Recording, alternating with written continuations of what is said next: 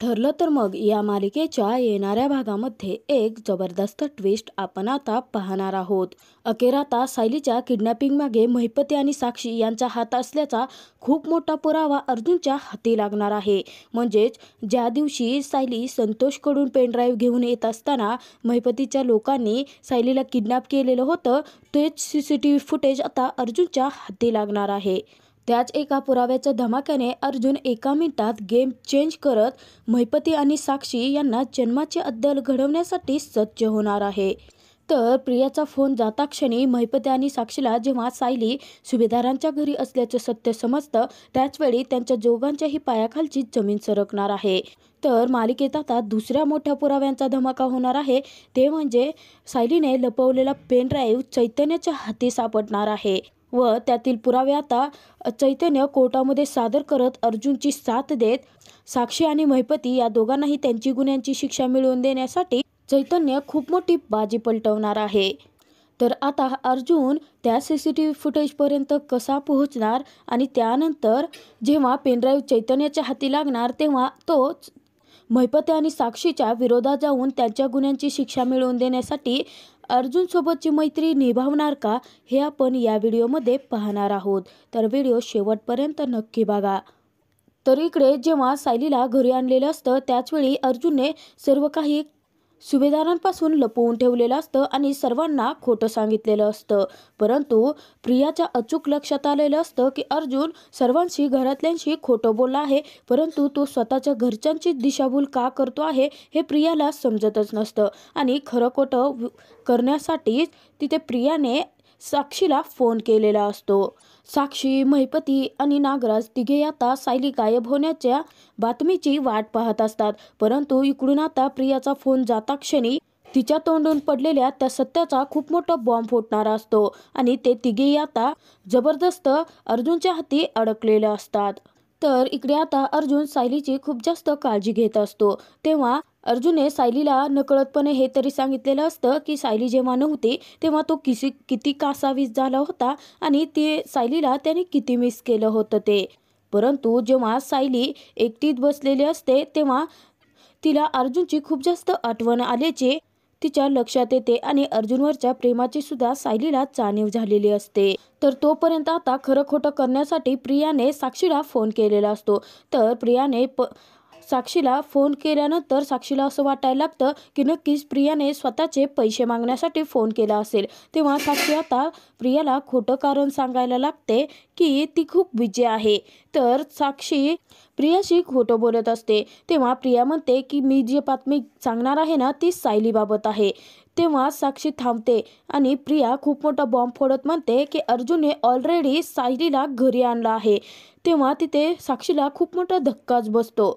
तर साक्षी म्हणत असते, परंतु हे कसं शक्य आहे, आमच्या माणसांनी तर सायलीला तिचं तोंड हातपाय वगैरे बांधून महाराष्ट्राच्या बाहेर तिची रवानगी करण्यासाठी तिला येथून घेऊन गेले आहेत। तेव्हा प्रिया म्हणते, तुझं प्लॅनिंग सर्व काही बोंबललं आहे साक्षी, कारण अर्जुन स्वतः सायलीला इथे सुभेदारांच्या घरी घेऊन आला आहे। परंतु मला एक सांग साक्षी, तू नक्कीच सायलीला किडनॅप केलं होतं का गं? तेव्हा साक्षी म्हणते, नक्की तुला काय म्हणायचं आहे? मी काय उगाच पैसे द्यायला तयार झाले का? आणि त्या सायलीच्या मोबाईलवरून मी पाठवलेला तो मेसेज, हे सर्व काही प्रकरण तुला खोटं वाटतंय आहे का? तेव्हा प्रिया म्हणते, नाही अगं, मग अर्जुन असा का म्हणाला? त्याने स्वतःच्या घरच्यांशी खोटं का वागला? तो का बोलला असेल खोटं? तेव्हा साक्षी म्हणते, नक्की अर्जुनने काय सांगितलं आहे? तेव्हा प्रिया सांगते की अगं त्याने घरच्या लोकांना सांगितलं की सायलीवरती म्हणे कोणत्या तरी चोराने हल्ला केला होता आणि सायली त्याला मंदिराच्या मागच्या बाजूला बेशुद्ध अवस्थेत सापडली। तेव्हा साक्षीला हे ऐकून खूप मोठा धक्काच बसतो आणि अर्जुनच्या मनात नक्की काय चाललं आहे याचा थांगपत्ता कोणालाही लागत नसतो। तर अर्जुनने आता महिपती आणि साक्षीशी डबल गेम खेळायचं ठरवलेलं असतं। अर्जुनला महिपती आणि साक्षीला त्याला कुठले पुरावे मिळाले आहेत त्याचा सुगावाच लागू द्यायचा नसतो। त्यामुळे अर्जुनने रचलेला हा एक सापळा असतो आणि त्यामध्ये अचूक आता महिपती आणि साक्षी जबरदस्त अडकणार असतात। तर तिकडे अर्जुन आता संध्याकाळी सायलीला सर्व काही विचारत असतो की नक्की तुम्ही कसं काय किडनॅप झाला होतात, म्हणजे नक्की तिथे झालं काय होतं आणि तुम्ही संतोषच्या मुलीला कसं काय वाचवलं? तेव्हा सायली सांगायला लागते की सर, जेव्हा संतोष दादांची मुलगी बेशुद्ध पडली होती तेव्हा ती त्यांची मुलगी आहे हे मला माहीत नव्हतं. एक छोटीशी मुलगी रस्त्यावरती बेशुद्ध अवस्थेत मला सापडली, त्यामुळे मी तिला दवाखान्यात घेऊन गेले आणि तिच्यावरती उपचार केले. त्यानंतर तिच्या वडिलांना फोन लावला मी आणि जेव्हा तिचे वडील आले तेव्हा मला समजलं की ही तर संतोष दादांची मुलगी आहे आणि संतोष दादांना त्यावेळी त्यांच्या चुकीची सुद्धा जाणीव झाली आणि संतोष दादांनी मला महिपती आणि साक्षीच्या विरोधात खूप मोठा पुरावा सुद्धा दिला होता. तेव्हा अर्जुन विचारतो, पुरावा? कसला पुरावा होता नेमका? तेव्हा सायली सांगते की महिपतीने बाबांच्या विरोधात जे काही कटकारस्थान केलं होतं आणि त्यानंतर संतोष दादांना फोन करून जेवढे काही प्लॅन सांगितले होते ते सर्व काही कॉल रेकॉर्डिंग संतोष दादांनी एका पेनड्राईव्हमध्ये टाकले होते आणि तोच पेनड्राईव्ह माझ्याकडे दिला होता. तर अर्जुन म्हणतो, परंतु मिसेस सायली तुमची पर्स तर नाही आहे, त्यातून मोबाईलही नाही आहे, मग तो पेनड्राईव्ह कुठे हरवला आहे का, गायब झाला असेल ना? तेव्हा सायली म्हणते, नाही सर, जेव्हा महिपतीच्या लोकांनी मला त्यांच्या घरी किडनॅप करून घेऊन गेले होते ना, तेव्हा तिथे बघा एक बाईक लावलेली होती आणि त्या बाईकच्या कव्हरमध्येच तो पेनड्राईव्ह मी लपवून ठेवला होता. तेव्हा अर्जुन विचारतो की बाईक म्हणजे तो पेनड्राईव्ह आता सध्या सेफ असू शकतं असं मला वाटतं मिसेस सायली. त्या बाईकचा नंबर वगैरे काही तुम्हाला आठवतंय का? तेव्हा सायली सांगते, हो, त्या बाईकचा नंबर होता MH02DS0672 आणि त्याच्यावरती काहीतरी नाव लिहिलं होतं बायकर्स रॅली ग्रुप म्हणून. तेव्हा अर्जुन आता सायलीचं खूप कौतुक करतो, कारण सायलीने जरी तो पुरावा लपवून ठेवला जरी असला तरी सुद्धा त्या पुराव्यापर्यंत पोहोचण्याचा मार्ग सायलीने खूप सोपा केलेला असतो अर्जुनसाठी. तर त्यानंतर दुसऱ्या दिवशी प्रिया उगाचच आता सर्वांच्या मध्ये नाक खुपसत असते आणि ती सर्वांसमोर म्हणायला लागते की काय ग पूर्णाची, सायलीवरती चोरांनी एवढा मोठा हल्ला केला, त्यानंतर अर्जुनने सायलीला बेशुद्ध अवस्थेत पाहिलं आणि अर्जुन सायलीला घरी सुद्धा घेऊन आला, परंतु मला या सर्वात एक कळत नाही की यामध्ये अर्जुनने पोलीस कंप्लेंट का नाही केली? अगं म्हणजे सायलीवरती एवढा हल्ला झाला, ती एवढी बेशुद्ध होती, मग त्या चोराला नक्कीच सायलीने पाहिलं वगैरे असेल किंवा CCTV फुटेजमध्ये पोलिसांना तो चोर सापडू शकतो ना, मग अर्जुन हालचाल का करत नाही? तेव्हा अस्मिता आणि पूर्णाजी सुद्धा म्हणायला लागतात की हो, जेव्हा ती मुलगी भेटत नव्हती तेव्हा तर अर्जुनचा जीव किती कासावीस झाला होता, तिला शोधण्यासाठी त्याने किती कष्ट घेतले होते आणि आता जेव्हा ती मुलगी या घरात परत आली आहे तर हा शुंभासारखा शांतपणेच बसला आहे. अर्जुन हालचाल का करत नाही असं पूर्णाजीने खडा सवाल करतात.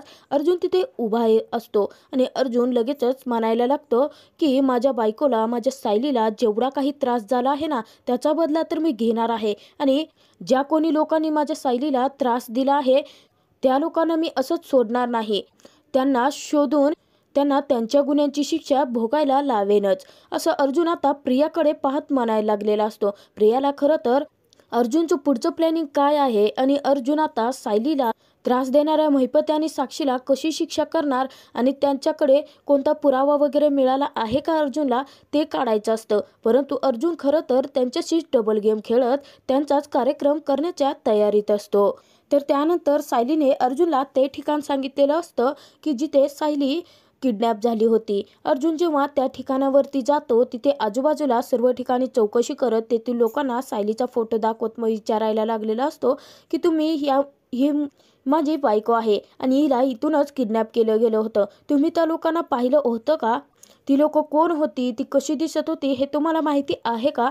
तेव्हा आता कोणीही सायलीला किडनॅप होताना पाहिलेलं नसतं, त्यामुळे अर्जुनला पुरावाच भेटत नसतो आणि त्यानंतर जेव्हा अर्जुन हतबल होतो, त्याला पुरावाच मिळत नसतो, तेव्हा अर्जुन त्याच्या गाडीकडे परत आलेला असतो आणि जेव्हा अर्जुन गाडीकडे परत येतो त्यानंतर अर्जुन एका वरती खांबाकडे पाहतो. खांबाला पाहता क्षणी अर्जुनच्या हाती खूप मोठा पुरावा लागतो, कारण तिथे एक CCTV कॅमेरा लावलेला असतो. आता अर्जुनच्या डोक्यात ट्यूब पेटते आणि अर्जुनच्या अचूक लक्षात येतं की हाच तो CCTV कॅमेरा आहे जो त्याला या सर्व प्रकरणामध्ये मदत करू शकतो.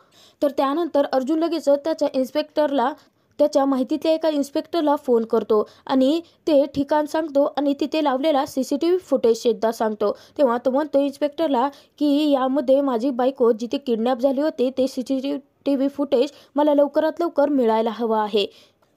त्यानंतर जेव्हा अर्जुन ऑफिसमध्ये गेलेला असतो तेव्हा त्याचा जो गुप्तहेर मित्र असतो तो गुप्तपणे माहिती काढत असतो. खरं तर तो चैतन्याचा सुद्धा मित्र असतो, कारण आधी सर्व काही चैतन्य पाहत असायचा आणि चैतन्य जे काही कोणाच्या विरोधात पुरावे करायचे असतील किंवा गुप्त माहिती काढायची असेल तर त्या मित्राचीच मदत घ्यायचा. तेव्हा अर्जुन त्याच मित्राला फोन करतो आणि सायलीने सांगितलेला बाईकचा तो नंबर आणि त्याच्यावरचं ते नाव सांगतो आणि ही बाईक नक्की कोणाची आहे याचा शोध घेण्यासाठी सुद्धा सांगतो.